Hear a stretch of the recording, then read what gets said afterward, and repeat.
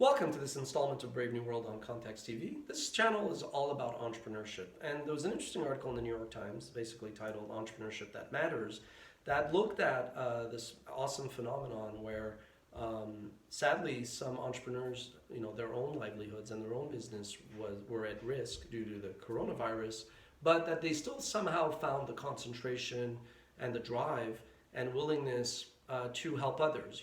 The restaurant that suddenly had a dramatic fall in receipts, that still somehow found the will and the way to feed nurses, for example. And there's a lot of stories like this. And I think, over the last few decades, you've seen entrepreneurship go from this niche fringe thing to something that all kids, frankly, grow up and want to become.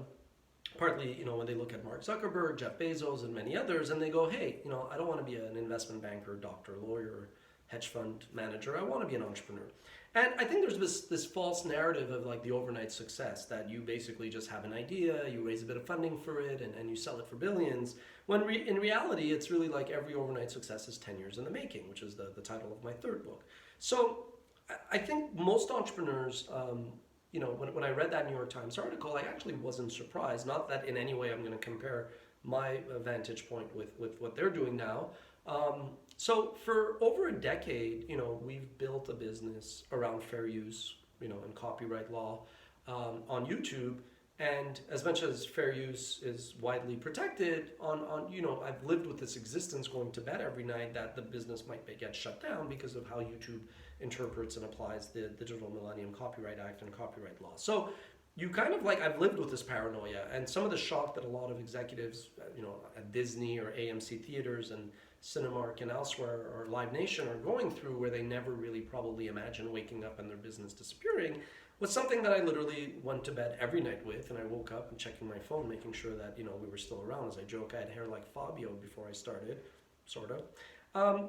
But it's kind of been my reality, right? So when I face that existential risk every day, that's one of the reasons why I really got around fair use and got behind fair use, and wanted to convey that fair use was not just about us doing a top 10 list on movies, but it was really an extension of freedom of press, freedom of the media, freedom of expression, and mainly that I did not want copyright to be abused for censorship, right? And I've written about this, I've covered about this, I've done a bunch of videos, and that was really something that I kind of felt, look, even if Watch Mojo gets caught in the crossfire, and is a innocent victim of the record labels versus YouTube, and we're caught in the crossfire, I felt like at least our legacy would be that we really, really pushed for fair use on the platform.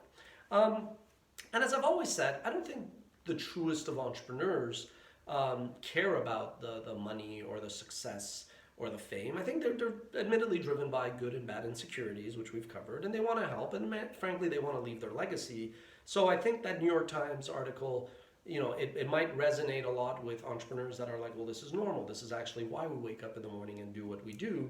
But maybe surprising more to the wantrepreneurs who kind of are drawn by maybe the rags to riches and kind of, wealth and fame aspects of entrepreneurship that have become more in vogue, drawing in a lot of entrepreneurs who I don't think necessarily over the last decade were put up to the tests, to the resiliency and requiring the persistence that it takes to succeed as an entrepreneur. So I think if there is one kind of silver lining in all of this, is historically I've always alluded to the opportunity cost of entrepreneurship and how entrepreneurship is a privilege. Most people, if you have a mortgage, if you have kids in school, if you have rent, you have whatever, you have bills, and you have your job, it's nice to say, oh, why aren't you an entrepreneur and why don't you pursue your dreams? It's hard. It's hard to, just take that risk, take that leap of faith.